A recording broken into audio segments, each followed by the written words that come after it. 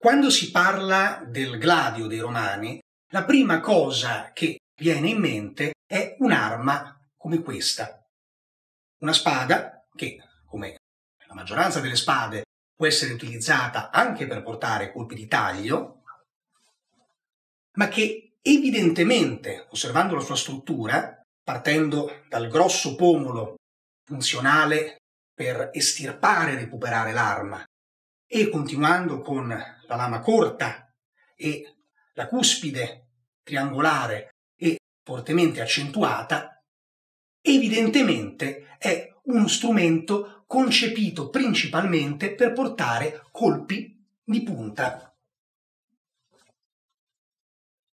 Questa riproduzione, eseguita dall'artigiano Pierpaolo Sierkovich, partendo da un reperto ritrovato in Repubblica Ceca, a Błyskowice, però è un gladio che appartiene alla sottotipologia Pompei, che si afferma alla fine del I secolo d.C. Ma il gladio dei Romani è sempre stato così? Scopriamolo insieme. Il primo modello di gladio adottato dai Romani nasce in Spagna. Infatti il suo nome è Gladius Hispaniensis, gladio ispanico. Tra la fine del V e i primi del IV secolo a.C., la Spagna, come la maggioranza dell'Europa, è interessata da infiltrazioni celtiche. I Celti arrivano nella penisola iberica, portano la loro cultura materiale e, tra le tante cose, anche la loro spada, la Laten B, della quale abbiamo parlato nello scorso video. A differenza del resto d'Europa, però, dove la Laten B si allunga progressivamente andando avanti negli anni, fino a diventare la Laten C, un'arma principalmente da spacco, questo in Spagna non succede, con l'eccezione della Catalogna. Piuttosto, nella maggior parte della Spagna, la Laten B si ibrida con un modello di spada locale, detto spada ad antenas atrofiadas.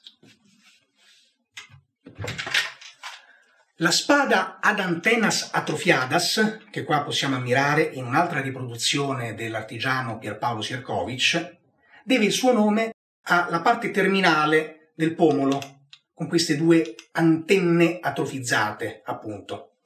Ed è evidentemente un'arma pensata principalmente per i colpi di punta. Un'altra caratteristica della spada ad antenas atrofiadas è il suo fodero, costituito da due valve in materiale organico, cuoio o legno, tenute insieme da un'intelaiatura metallica.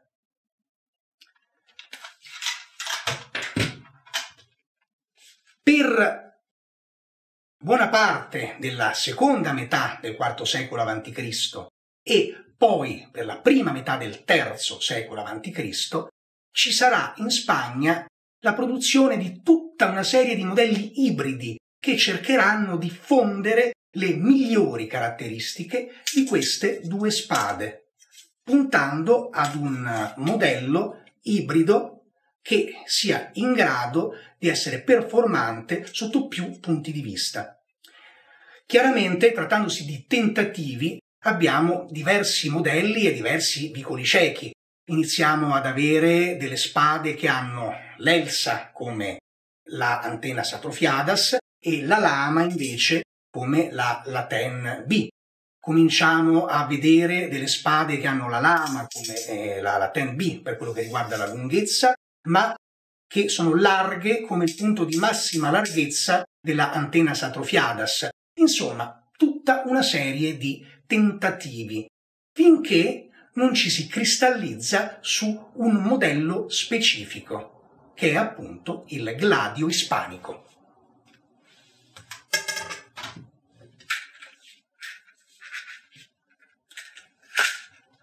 Qui possiamo ammirarlo in un simulacro fornito da Res Bellica. Come potete vedere, il gladio ispanico ha una lama lunga più o meno come la Laten B, o leggermente più lunga. Sicuramente però è più larga come il punto di massima larghezza della antennas atrofiadas. Oltretutto, la caratteristica per il quale il gladio ispanico è sicuramente debitore in assoluto all'antennas atrofiadas è il fodero, costituito non più in due valve metalliche come la spada celtica, ma in due valve organiche tenute insieme da un'intelaiatura metallica. Si tratta di un'arma che è molto ben cuspidata, ma al contempo sicuramente può essere utilizzata anche per portare colpi di taglio, come viene ricordato da Tito Livio descrivendo i colpi tremendi inflitti dai legionari romani sui soldati macedoni durante la seconda guerra macedonica, parlando proprio di teste spiccate, di braccia tagliate all'altezza delle spalle. Quindi evidentemente se era un'arma che poteva essere e doveva essere utilizzata anche di punta, sicuramente altrettanto era un'arma utilizzata da fendente. Quest'arma, originaria della Meseta, la parte centrale della Spagna, il cuore della cultura celtibera, si espande per tutta la penisola iberica, prima grazie al mercenariato celtibero e poi su spinta dei cartaginesi, padroni della Spagna, a un certo punto del III secolo a.C., che spingono per un'omologazione della panoplia dei guerrieri celtiberi e iberici. Cercano una panoplia che sia il più possibile omologata e il più possibile funzionale alla guerra, e ci vedono lungo, perché il soldato di Annibale, equipaggiato principalmente con il gladio ispanico, sarà modello, per certi versi, per il nuovo legionario romano dal II secolo a.C. in poi. Quando è che i romani effettivamente adottano il gladio ispanico? Non lo sappiamo esattamente, ma il momento più probabile è nelle ultime fasi concitate della Seconda Guerra Punica, quando Scipione conquista Cartagena, la capitale del potentato Barcide in Spagna. Scipione conquista Cartagena e pone sotto sua diretta dipendenza, o meglio sotto dipendenza del Senato del Popolo Romano, tutti i fabbri artigiani della città, ingiungendo loro di forgiare armi per i suoi uomini. Secondo Polibio saranno proprio queste nuove armi, queste spade molto poderose, che renderanno i legionari inarrestabili e imbattibili alla battaglia di Zama. La domanda ora sorge spontanea. Ma com'è possibile che partendo da questa si sia arrivati a questa? In realtà la risposta non è poi così complessa. Andando avanti con gli anni, i romani si trovano a doversi confrontare sempre più spesso con avversari che utilizzano armi lunghe che necessitano di un ampio spazio di manovra per il brandeggio per essere efficaci. Stiamo parlando delle lunghe spade dei Britanni, delle scuri da guerra dei Germani, dei loro randelli e della framea, una lancia corta germanica che, per quanto corta, necessitava di uno spazio di manovra in lunghezza per essere vibrata con efficacia.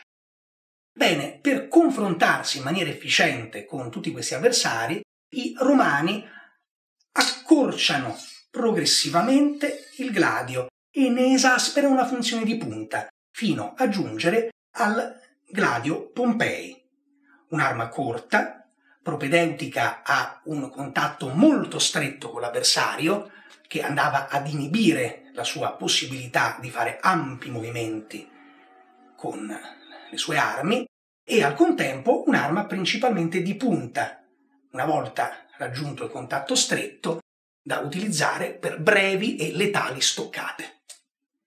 Va detto che poi, nel III secolo d.C., ci sarà un'inversione di rotta. Il gladio riprenderà ad allungarsi. Non si parlerà però più in quel caso di gladio, ma di semispata e poi di spata. Ma di questo parleremo in un'altra puntata. Se il video vi è piaciuto, mettete un mi piace e iscrivetevi al canale. Grazie.